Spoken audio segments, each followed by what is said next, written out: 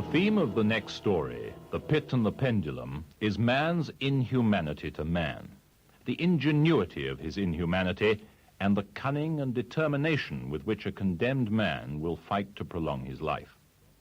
The scene is a prison in Toledo in Spain. The prison is under the control of the Inquisition, the organization set up by the Roman Catholic Church to stamp out heresy and punish heretics, a task which it pursued with great zeal for many centuries. The action takes place when the armies of the French Revolution were on the march in many parts of Europe. The Pit and the Pendulum.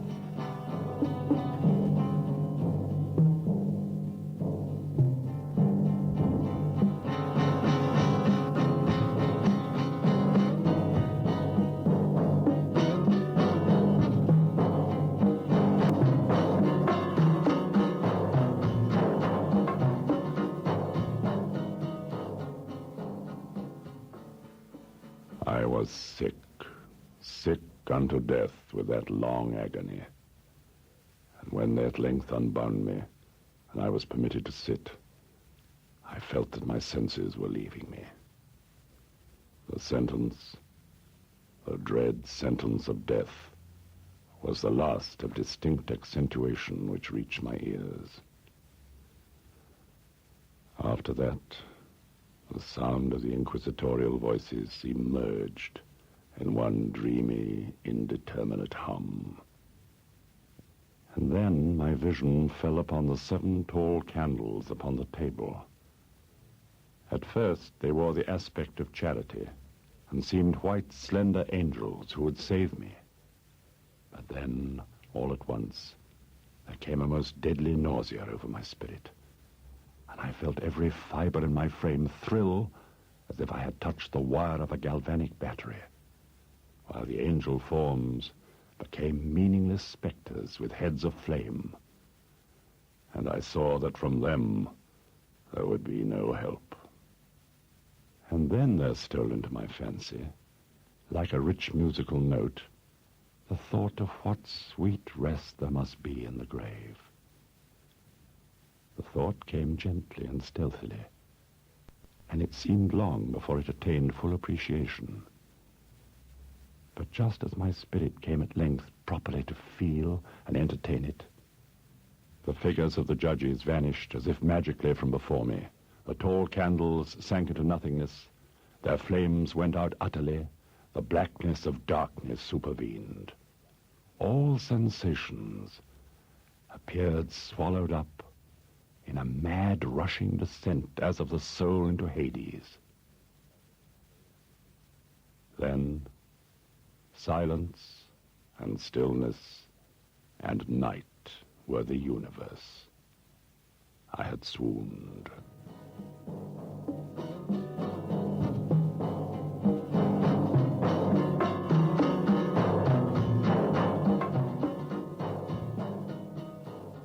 I felt that I lay upon my back, unbound.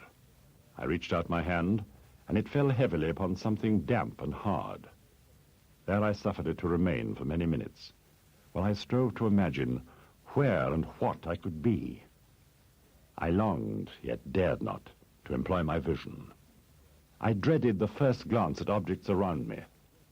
It was not that I feared to look upon things horrible, but that I grew aghast, lest there should be nothing to see. At length, with a wild desperation at heart, I quickly unclosed my eyes. My worst thoughts then were confirmed. The blackness of eternal night encompassed me. I thrust my arms wildly above and around me in all directions. I felt nothing, yet dreaded to move a step, lest I should be impeded by the walls of a tomb. Perspiration burst from every pore and stood in cold, big beads upon my forehead. The agony of suspense grew at length intolerable, and I cautiously moved forward with my arms extended and my eyes straining from their sockets in the hope of catching some faint ray of light. I proceeded for many paces, but still all was blackness and vacancy. I breathed more freely. It seemed evident that mine was not, at least, the most hideous of fates. My outstretched hands at length encountered some solid obstruction. It was a wall, seemingly of stone masonry, very smooth, slimy, and cold. Quitting the wall, I resolved to cross the area of the enclosure. At first, I proceeded with extreme caution, for the floor, although seemingly of solid material, was treacherous with slime. At length, however, I took courage. I did not hesitate to step firmly, endeavoring to cross in as direct a line as possible. I had advanced some 10 or 12 paces in this manner when the remnant of the torn hem of my robe became entangled between my legs. I stepped on it and fell violently on my face. In the confusion attending my fall, I did not immediately apprehend a somewhat startling circumstance. My chin rested upon the floor of the prison, but my lips and the upper portion of my head, although seemingly at a less elevation than the chin, touched nothing. At the same time, my forehead seemed bathed in a clammy vapor, and the peculiar smell of decayed fungus arose to my nostrils. I put forward my arm and shuddered to find that I had fallen at the very brink of a circular pit, whose extent, of course, I had no means of ascertaining at the moment. Groping about the masonry just below the margin, I succeeded in dislodging a small fragment and let it fall into the abyss. For many seconds I hearkened to its reverberations as it dashed against the sides of the chasm in its descent. At length, there was a sullen plunge into water, succeeded by loud echoes. At the same moment, there came a sound resembling the quick opening and as rapid closing of a door overhead, while a faint gleam of light flashed suddenly through the gloom and as suddenly faded away. I saw clearly the doom which had been prepared for me, and congratulated myself upon the timely accident by which I had escaped. Another step before my fall, and the world had seen me no more.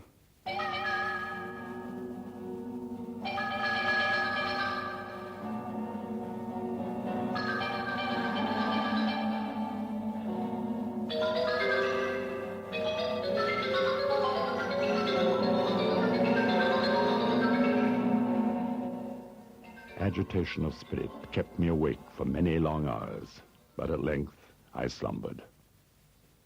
Upon arousing, I found by my side a loaf and a pitcher of water. A burning thirst consumed me, and I emptied the vessel at a draught. It must have been drugged, for scarcely had I drunk before I became irresistibly drowsy. A deep sleep fell upon me, a sleep like that of death. How long it lasted, of course, I know not, but when once again I unclosed my eyes, the objects around me were visible.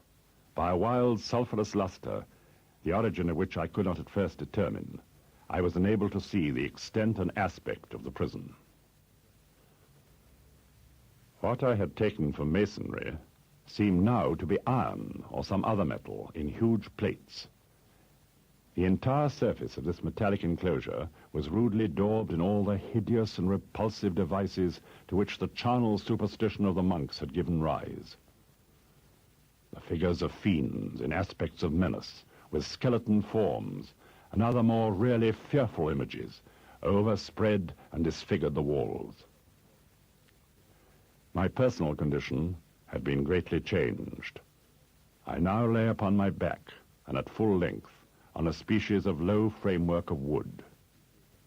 To this I was securely bound by a long strap. It passed in many convolutions about my limbs and body, leaving at liberty only my head and my left arm to such extent that I could, by dint of much exertion, supply myself with food from an earthen dish which lay by my side on the floor. I saw to my horror that the pitcher had been removed. I saw to my horror that I was consumed with intolerable thirst. This thirst it appeared to be the design of my persecutors to stimulate, for the food in the dish was meat, pungently seasoned. Looking upward, I surveyed the ceiling of my prison. It was some 30 or 40 feet overhead. In one of its panels, a very singular figure riveted my whole attention. It was the painted figure of Time, as he is commonly represented, save that in lieu of a scythe, He held what, at a casual glance, I supposed to be the pictured image of a huge pendulum, such as we see on antique clocks. There was something, however, in the appearance of this machine which caused me to regard it more attentively. While I gazed directly upward at it, I fancied that I saw it in motion. In an instant afterward, the fancy was confirmed. Its sweep was brief and, of course, slow. I watched it for some minutes, somewhat in fear, but more in wonder. A slight noise attracted my notice, and looking to the floor, I saw several enormous rats traversing it. They had issued from the well which lay just within view to my right. Even then, while I gazed, they came up in troops, hurriedly, with ravenous eyes, allured by the scent of the meat. From this it required much effort and attention to scare them away. It might have been half an hour, perhaps even an hour, before I again cast my eyes upward. What I then saw confounded and amazed me. The sweep of the pendulum had increased in extent by nearly a yard. As a natural consequence, its velocity was also much greater. But what mainly disturbed me was the idea that it had perceptibly descended.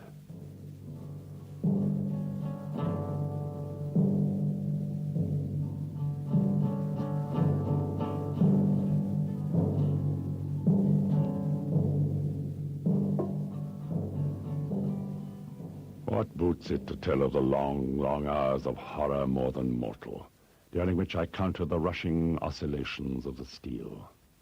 Inch by inch, line by line, with a descent only appreciable at intervals that seemed ages, down and still down it came. Days passed. Might have been that many days passed, ere it swept so closely over me as to fan me with its acrid breath. The odor of the sharp steel forced itself into my nostrils. I prayed, I wearied heaven with my prayer for its more speedy descent. I grew frantically mad and struggled to force myself upwards against the sweep of the fearful scimitar. I saw that some 10 or 12 vibrations would bring the steel in actual contact with my robe. And with this observation, there suddenly came over my spirit all the keen, collected calmness of despair. For the first time during many hours, or perhaps days, I thought. For many hours, the immediate vicinity of the low framework upon which I lay had been literally swarming with rats. They were wild, bold, ravenous, their red eyes glaring upon me as if they waited but for motionlessness on my part to make me their prey. With the particles of the oily and spicy viand which now remained, I thoroughly rubbed the strap wherever I could reach it. Then, raising my hand from the floor, I lay breathlessly still. At first, the ravenous animals were startled and terrified at the change, at the cessation of movement. They shrank alarmedly back. Many sought the well. But this was only for a moment. I had not counted in vain upon their voracity. Observing that I remained without motion, one or two of the boldest leapt upon the framework and smelt at the strap. This seemed the signal for a general rush. Forth from the well they hurried in fresh troops. They clung to the wood, they overran it, and leapt in hundreds upon my person. The measured movement of the pendulum disturbed them not at all. Avoiding its strokes, they busied themselves with the anointed strap. They pressed, they swarmed upon me in ever-accumulating heaps. They writhed upon my throat. Their cold lips sought my own. I was half stifled by their throbbing pressure. Disgust, for which the world has no name, swelled my bosom and chilled with a heavy clamminess my heart. Yet 1 minute, and I felt that the struggle would be over.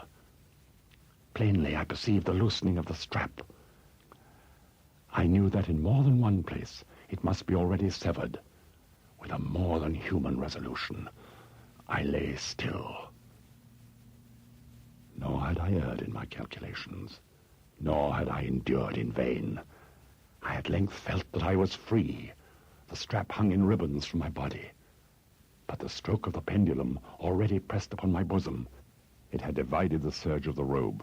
It had cut through the linen beneath. Twice again it swung, and a sharp sense of pain shot through every nerve. But the moment of escape had arrived. At a wave of my hand, my deliverers hurried tumultuously away. With a steady movement, cautious, sidelong, shrinking and slow, I slid from the embrace of the strap and beyond the reach of the scimitar. For the moment at least, I was free.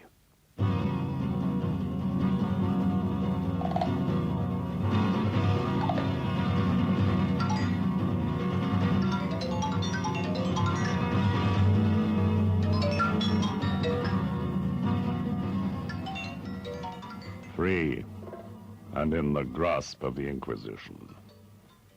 I had scarcely stepped from my wooden bed of horror upon the stone floor of the prison when the motion of the hellish machine ceased, and I beheld it drawn up by some invisible force through the ceiling. This was a lesson which I took desperately to heart. My every motion was undoubtedly watched. Free. I had but escaped death in one form of agony, to be delivered unto worse than death in some other. I had observed that although the outlines of the figures upon the wall were sufficiently distinct, yet the colors seemed blurred and indefinite.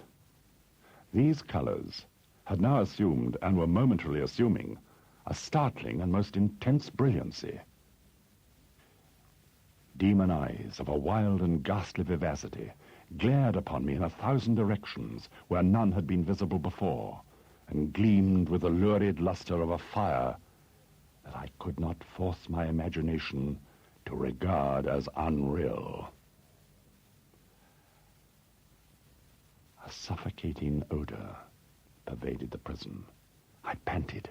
I gasped for breath. There could be no doubt of the design of my tormentors. I shrank from the glowing metal to the center of the cell. Amid the thought of the fiery destruction that impended, the idea of the coolness of the well came over my soul like a balm. I rushed to its deadly brink. I threw my straining vision below. The glare from the enkindled roof illumined its innermost recesses. With a shriek, I rushed from the margin and buried my face in my hands, weeping bitterly. The heat rapidly increased, and once again I looked up, shuddering as with a fit of the ague. There had been a second change in the cell, and now the change was obviously in the form. The inquisitorial vengeance had been hurried by my twofold escape, and there was to be no more dallying with the King of Terrors.